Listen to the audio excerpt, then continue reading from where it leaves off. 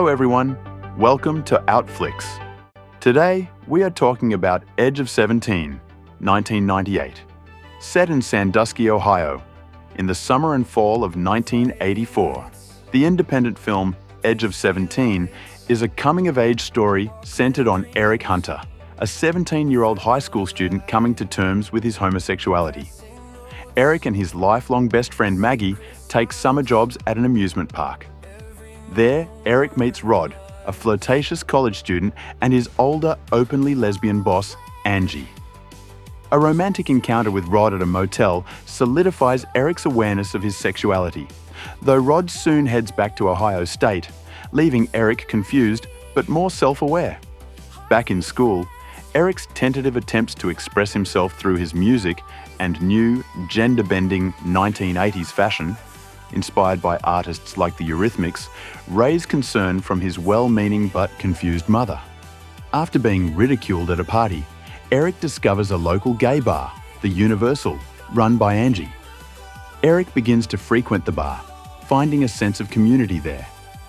He has a meaningless sexual encounter with a stranger and, feeling lonely, calls Rod, who dismisses him. Eric then tells Maggie he is gay, and she is understanding, having already suspected. Eric's friendship with Maggie frays as his growing involvement in the gay bar scene leads him to unintentionally lead her on. When he makes a pass at her after a night out, she is heartbroken and ends their friendship. Simultaneously, his mother discovers evidence of his visits to the gay bar, confronting him and causing him to lash out and flee to Angie's house. With guidance from Angie, Eric begins to accept himself. He and Maggie eventually reconcile, and Eric finds the courage to come out to his mother. In the film's final scene, Eric reunites with Jonathan, another young man he had previously met at the gay bar. Surrounded by a supportive community, he finds a new path forward. In the late 1990s, when LGBTQ+ characters were still largely underrepresented or tragically depicted in film, Edge of 17 offered a surprisingly optimistic and authentic portrayal of a queer teen's self-discovery. It presented a complete coming-of-age story that ends not in tragedy, but with self-acceptance and belonging.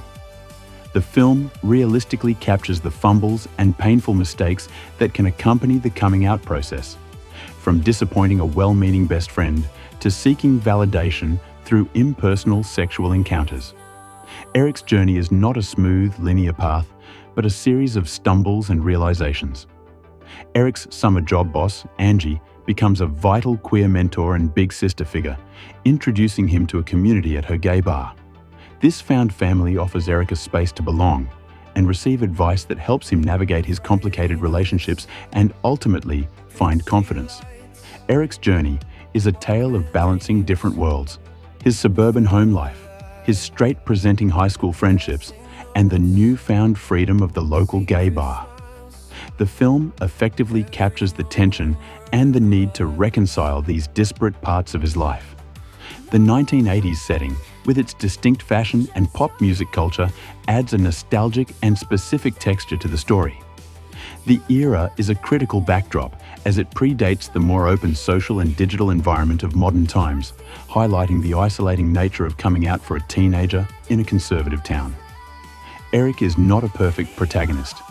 His self-absorbed actions, particularly toward Maggie, are painful to watch, but they are also a deeply relatable part of adolescent angst and insecurity. His flawed nature makes his journey towards self-understanding and emotional maturity all the more compelling. If you like this video, consider subscribing. Comment below on what you would like to see next. I hope to see you again soon.